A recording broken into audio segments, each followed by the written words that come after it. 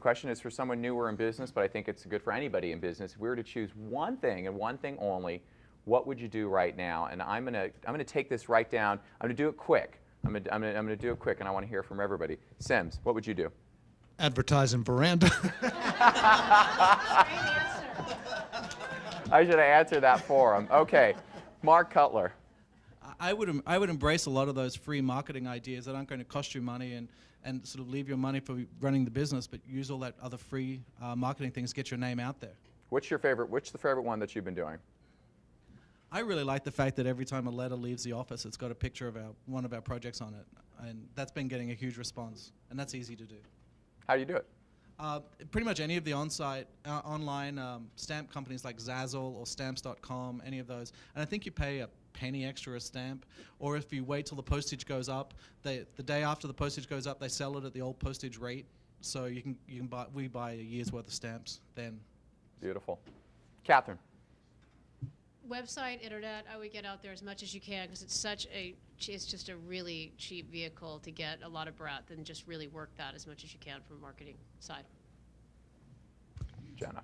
I think exposure into your community through the nonprofits, volunteering, where there's a very appropriate customer base that would be involved in that charity, really is a way of getting involved on a personal level. It's good citizenship, and it can come back tenfold.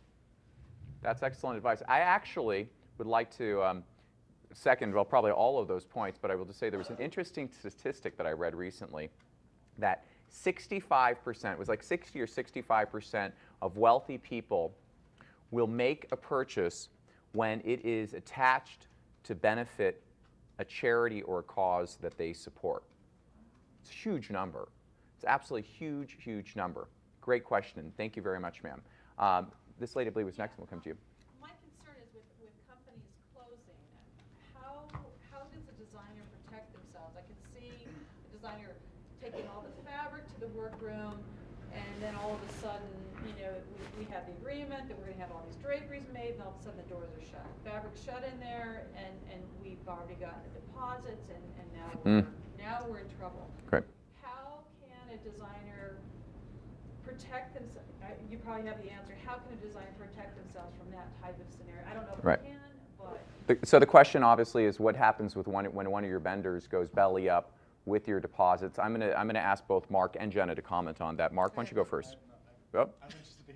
Okay, Mark's deferring. Oh, my goodness. Oh, well, I'll take a stab at it. I have a couple of suggestions.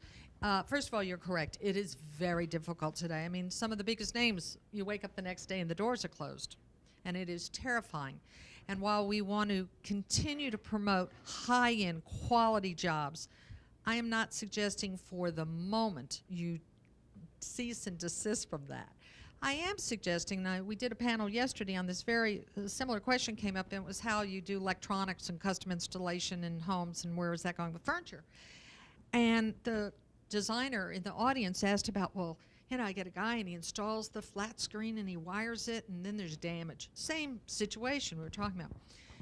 There are opportunities for you, such as Williams-Sonoma and other higher-end, better retailers who have workrooms, who partner with you. And my suggestion during this while the recovery is going to take time, the desperate times are going to be immediate. The stability will start to come. But while we're in this very nervous period, I would shy away for the moment going to these smaller guys and partner up with reputable, larger companies after you've investigated how stable they are. And I will tell you, if they're publicly held, certainly you're going to have more information. If you don't know how to read a balance sheet, wouldn't hurt. Figure it out.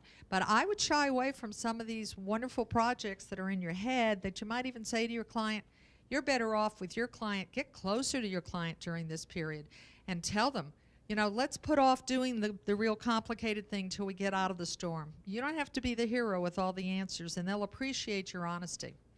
And let the dust settle, because we're just in troubled waters for a short time on some of that, especially the little workshops. Thank you. Ma'am, you had a question? I didn't have a question. I just wanted to reiterate, to join the Chamber of Commerce and